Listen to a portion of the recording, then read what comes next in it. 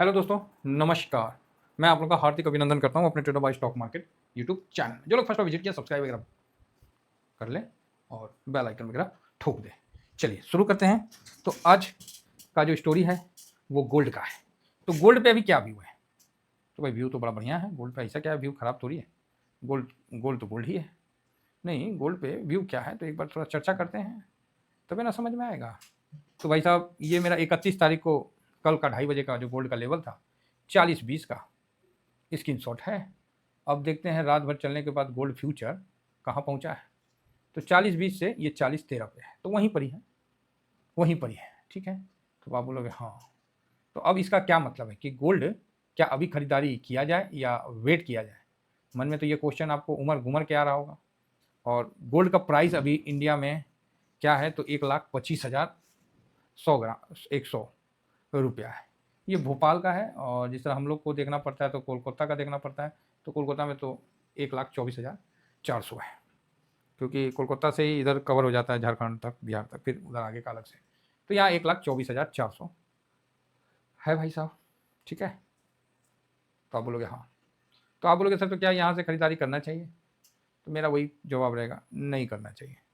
अब आप बोलोगे सर इतना बोल्ड होके आप बोल दे रहे हैं। यस, मैं बोल्ड होके इसलिए बोल रहा हूँ क्योंकि यहाँ जो मंदिरिया और जो पूंजीपति वाले लोग यहाँ फंसे हैं ना, वो अपना पोजीशन आपको पकड़ा के साइड निकलना चाह रहे हैं।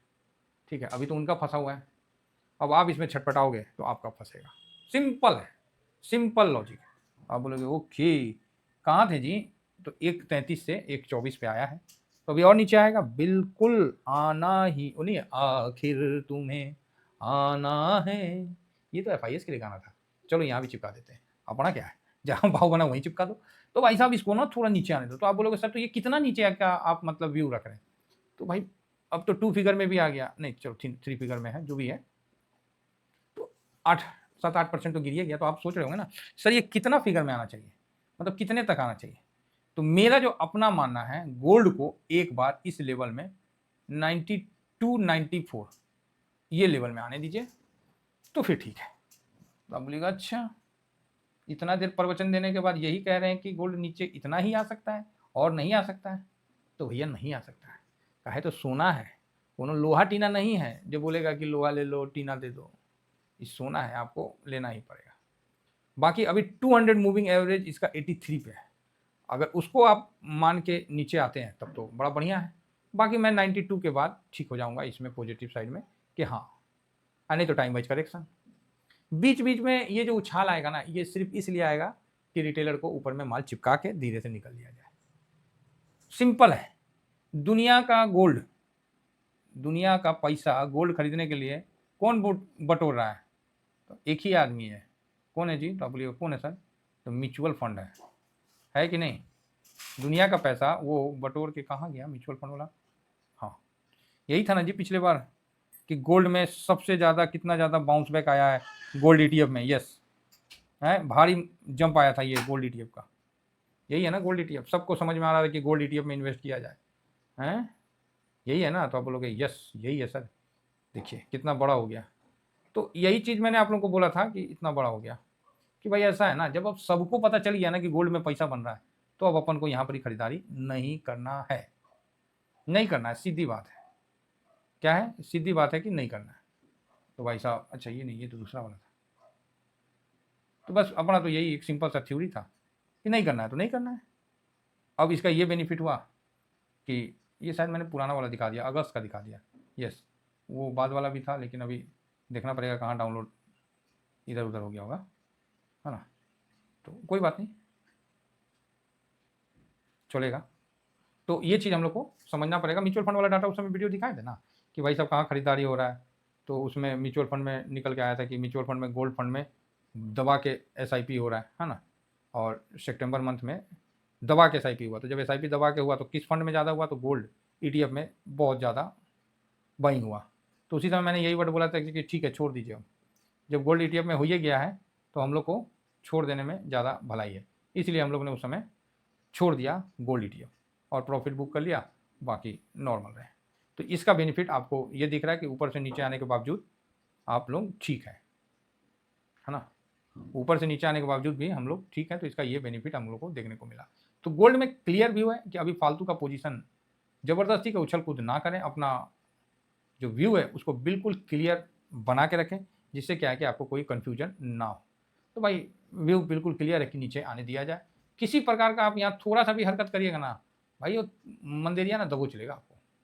अगेन रिपीट करें, मंदेरिया छोड़ेगा नहीं, वो तुरंत पकड़ेगा, बोलेगा भाई साहब घाट आया है पकड़ लो। क्या आया है पकड़ लो, तो घाट आया है। तो चलिए अभी हम उसको देखते हैं कि अभी जो गोल्ड में खरीदारी किस प्रकार का हो रहा है, इस पर भी हम थोड़ा चर्चा करेंगे। तो चर्चा करने के लिए सबसे पहले आप लोगों को बता देते हैं, NSE इंडिया सबको पता है .com। तो जैसे इसको खोलिएगा, यहाँ पर ही आप रिसोर्सेस में जाइए, और रिसोर्सेस में जाके ये ठीक है हिस्टोरिकल रिपोर्ट्स में जाइए। जब हिस्टोरिकल रिपोर्ट्स में जाइएगा तो ये आपको ETF का आ जाएगा, वॉल्यूम वैल्यू और डिलीवरी पोजीशन वाला। इसको क्लिक करिए, आपके सामने ये खुल गया। अब इसमें 1 महीना का लगा दीजिए और यहाँ गोल्ड 20 को सर्च कर दीजिए, जिससे क्या है कि आपको पूरा डेट पता चल जाएगा। तो गोल्ड 20 देखिए 30 तारीख, 31 तारीख, 29 तारीख, 28 तारीख, चलो ये 28 तारीख तक लगा दिए। अब वहीं से देख लेते हैं, ठीक है ना।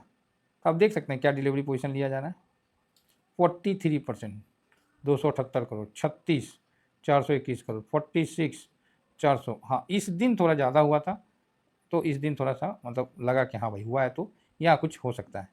65% जिस दिन हुआ था उस दिन मेरे को फुल आइडिया हुआ कि कुछ अच्छा होना चाहिए। तो चलो ठीक है, कोई बात नहीं। और जिस दिन 994 और 51% का डिलीवरी, तो उस हिसाब से तो काफ़ी अच्छा ग्रोथ भी देखने को मिला है। तो यहाँ बिल्कुल रिस्क नहीं लेना चाहिए मेरे हिसाब से, बिल्कुल नया लॉट 2-4-5% के चक्कर में जाएंगे, लंका लगा देगा लंबा समय के लिए। इसीलिए बिल्कुल अलर्ट फेज में रहिए, अलर्ट मोड में रहिए। कितना भी चार्ट सपोर्ट दे, कितना भी चार्ट आपको बुलाए, जाने का नहीं। चार्ट बोलेगा यहाँ सपोर्ट बन गया, यहाँ इसे लाइन चलिए चलिए चलिए ऊपर, जाने का नहीं, नहीं जाना है, छोड़ दिए तो छोड़ दिए। लॉन्ग टर्म का पोजीशन पड़ा हुआ है, पड़ा है तो पड़ा है ना। अभी तो आप अभी तक ऐसे लाइन खींच रहे थे ना, अब थोड़ा सा ऐसे भी तो लाइन खींचना चाहिए। ऐसे लाइन खींचने के लिए आपको क्या चाहिए, ये यहाँ से नीचे आए, तभी ना आप इसको मिला के ऐसे लाइन खींचिएगा, फिर यहाँ से ऊपर। क्या कोई गलत बात बोल रहे हैं तो बोलिए, तो आप बोलेगा नहीं। तो यही चीज़ है, यही फैक्ट है और यही हकीकत है। फालतू का भी एंट्री नहीं करने का है, पैसे को सेफ रखने का है। और जो लोग टेलीग्राम में जुड़े हुए हैं उनको तो पता ही है कि आराम से वो कर सकते हैं। दूसरी बात, जिन्होंने डायरी मेंटेन नहीं किया तो प्लीज़ डायरी मेंटेन करिए। और डायरी मेंटेन कैसे करते हैं उसके लिए ये मैंने फ्री टेलीग्राम पे ये वीडियो रखा हुआ है, यूट्यूब का है, जरूर देखें। और ये सब ना ग्राउंड लेवल का बेसिक है। जैसे बचपन में नहीं स्कूल जाते थे तो बेंच पे बैठना सिखाया जाता था कि बेंच पे बैठो, बेंच पे बैठो, बेंच पे बैठो डिसिप्लिन से। तो ये एकदम सिंपल सा है, समझ गए, सिंपल है, ये तो आना ही चाहिए और ये आपको करना ही करना है, इसमें कोई डाउट नहीं है। और मैं हर बार याद दिलाऊंगा। तो मेरा जो पोर्टफोलियो अब था वो मैंने बता दिया, और बाकी आप देख लीजिए, ठीक है। तो चलिए ओवरऑल सब बहुत बढ़िया है। हाँ तो जिनको फेस पैक वगैरह मंगवाना है तो आप मेरे सेम नंबर पे आप मुझे व्हाट्सअप कर दीजिए, स्क्रीनशॉट भेज दीजिए, एड्रेस भेज दीजिए, आपका काम हो जाएगा। तो अच्छी बात है। तो चलिए इतना ही कहकर अपनी वाणी को विराम देता हूँ। Thank you very much. जय हिंद, जय भारत।